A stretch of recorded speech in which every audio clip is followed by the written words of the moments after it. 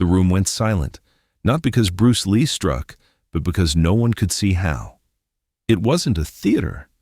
It was a small demonstration hall, part university auditorium, part academy space, built for lectures, not legends. The wooden floor complained under shifting shoes. The air carried chalk dust, sweat, and the sour trace of wool coats that had ridden in from cold streets. At the back, a few journalists adjusted notepads and cameras like they were preparing for a debate. Hundreds of bodies packed the room until it felt smaller than it was. Students shoulder to shoulder, seasoned instructors with folded arms, skeptics standing near the exits as if they preferred the option to leave unimpressed. A handful of recognizable faces from the martial arts world sat in the front row, quiet and watchful, their expressions trained to reveal nothing. Bruce stood in the open center with no ceremony. Plain clothes, no robe, no trophies. His hands hung naturally, fingers loose, as if he'd stepped out of a conversation rather than into an examination. His gaze moved across the crowd once, slow, measuring, not to intimidate, but to register what the room was really doing. They weren't listening. They were weighing him. He had been explaining speed the way an engineer explains structure, timing, alignment, economy. Not fast as a trick, but as a side effect of removing waste. Still, the faces staring back carried the same professional doubt he'd met too many times, men who believed only what they could predict. A low murmur threaded through the front row. Two older masters leaned toward each other, speaking with the caution of people who didn't want to be caught admiring the wrong thing. A man with thick glasses smiled as if to say, "All right. Impress us?" Bruce felt the pressure of that smile more than any insult. He knew what a mistake would cost here, not just embarrassment, permission. One slip, and the rumor would be born before he left the building. It was exaggerated. It was showmanship. It wasn't real. Inside, he stayed calm, but his attention tightened like a drawn wire. He understood the hardest part of speed wasn't doing it.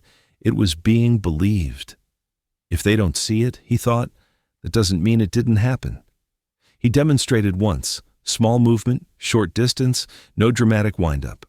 The volunteer's body reacted, breath knocked loose, feet adjusting to regain balance. It was honest, measurable, human. And still, the room didn't give him what a performer expects. No applause, no collective gasp, just an awkward pocket of quiet, as if everyone had agreed not to be the first to admit confusion. Then, a voice floated up, soft but sharp enough to cut. "I didn't see anything." A few people nodded too quickly. Someone else gave a short laugh, not amused, relieved. The doubt began to rearrange itself into something uglier, not disbelief in speed, but suspicion of the man demonstrating it. Bruce didn't flinch. He stayed in the center of the floor, hands still low, face unreadable, while the audience's silence shifted from curiosity to accusation. In that moment, the demonstration stopped being a lesson. It became a test of trust. The silence didn't break into applause. It thickened, souring into the kind of quiet that people use as a weapon. Chairs creaked. A cough sounded too loud. Eyes bounced from Bruce to the volunteer and back, searching for a flaw they could hold. Bruce had never loved these public demonstrations. He did them because words failed where bodies could teach. He wanted to show principles, structure creating speed, relaxation creating power, economy creating truth. Yet every time someone confused what they didn't understand with deception, he felt the familiar fatigue of that misunderstanding, an old, steady weight. Then set it down. If he answered with irritation, the room would remember his tone, not his method. He had learned that lesson on film sets and in dojos. Anger gives your critics a handle. A man stood in the second row, not young, not loud, dressed like an instructor who'd spent years being listened to. His arms unfolded with deliberate slowness. The movement carried authority before he spoke. "That was too fast to be honest," he said. Not an insult, a charge. A low hum rolled through the room, like wind moving through dry leaves. Some people leaned forward, grateful that someone had said what they were thinking. Others went still, waiting to see which way the power would tilt. Bruce watched the man's posture, rigid spine, shoulders set, chin slightly lifted, certainty acting as armor. The arms crossed again, tighter this time, not just skeptical, but protective. Around him, faces turned to the speaker, then back to Bruce, as if asking, "Whom do we trust?" Bruce understood immediately. This wasn't really about him. It was fear of a new frame. If what Bruce claimed was true, then a lot of old confidence would have to be remeasured. People rarely admit that willingly, especially in public. The instructor's voice sharpened. The human body doesn't move like that. Bruce kept his hands relaxed at his sides. His tone stayed even, almost gentle.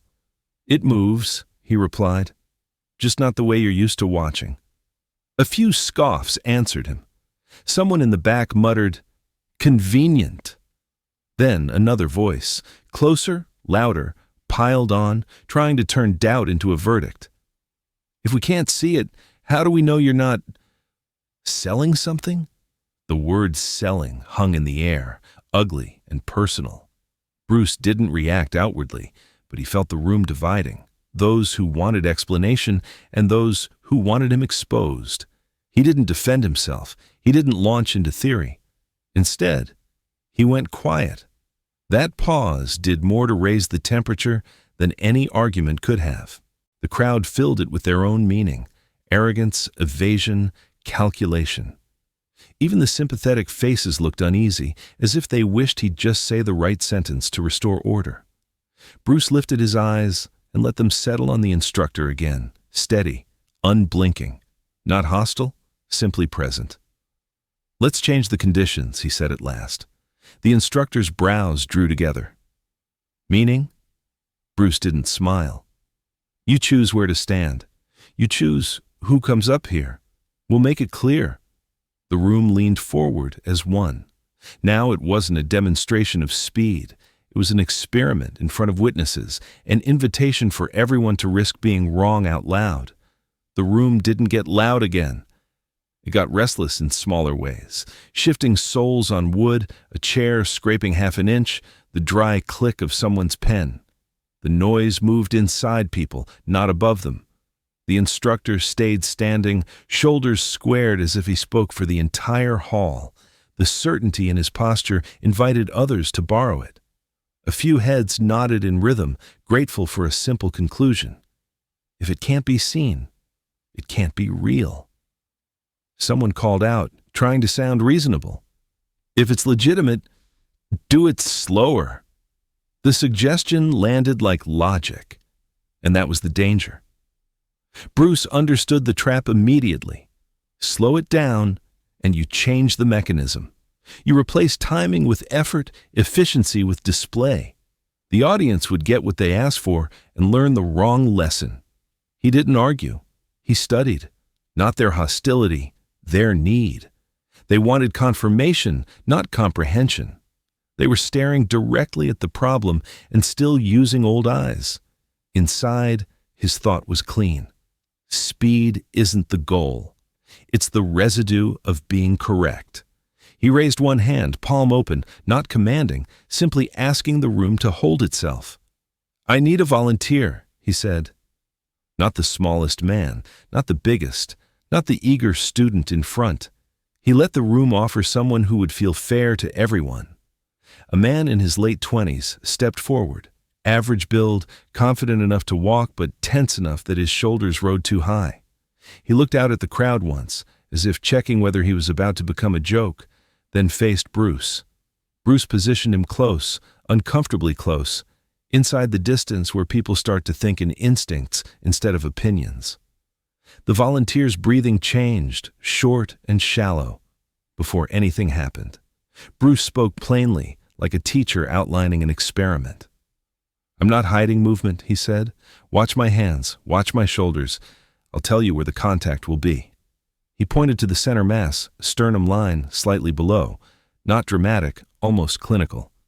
"This is not forward." He tapped the floor with his toe. "It's through." He adjusted his own feet so the room could see. Stance neutral. Weight centered, knees soft. His shoulders looked almost too relaxed for what he was describing.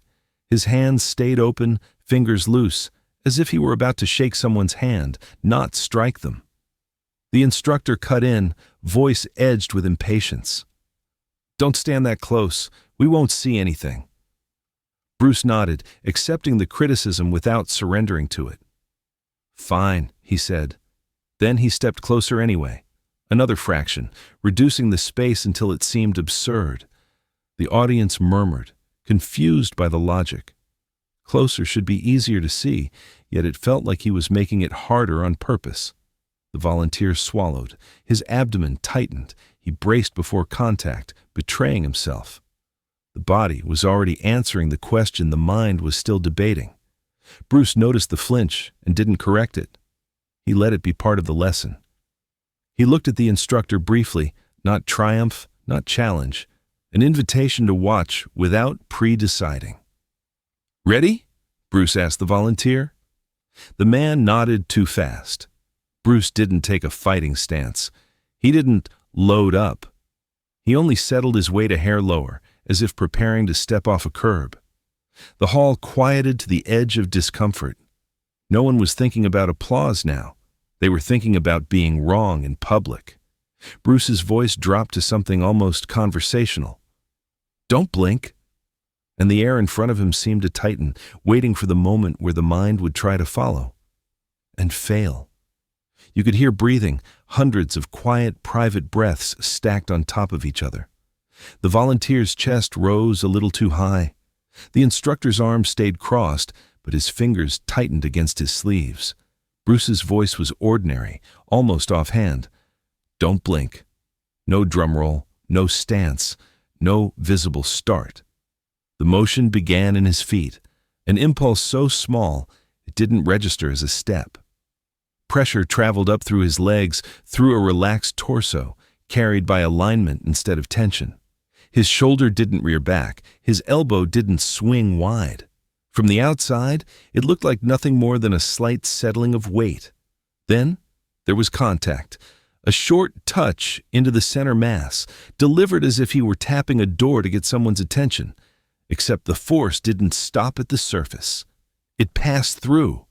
The volunteer's body answered before his thoughts could organize. Air snapped out of his lungs in one involuntary burst.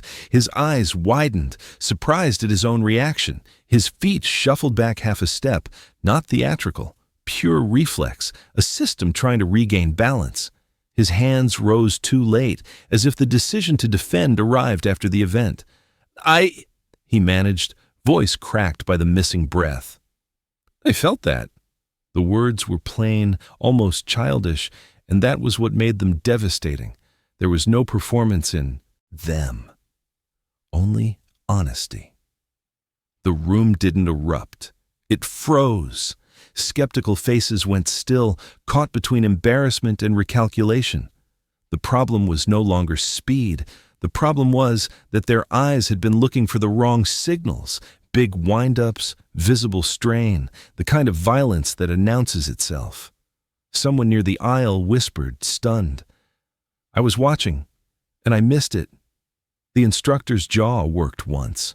He started to speak, then stopped, as if the sentence he'd prepared no longer fit. Finally, stubbornness found a smaller form. "That was still too fast," he said. Bruce looked at him, not sharply, not smugly, simply steady. "To wait for," Bruce answered. The line wasn't a slogan, it was a diagnosis. In the gap between a thought and an action, hesitation becomes weakness. Wasted movement becomes delay. Tension becomes warning. Bruce turned back to the crowd and offered only a few words, refusing to turn it into a lecture. "Speed isn't something you chase," he said. "It shows up when you remove what doesn't belong." He didn't ask them to believe. He asked them to observe honestly, without demanding that reality match their habits. The volunteer stood there, rubbing the center of his chest. Not hurt, just startled by how cleanly his body had been handled. He looked at Bruce with a quiet respect that didn't need explanation.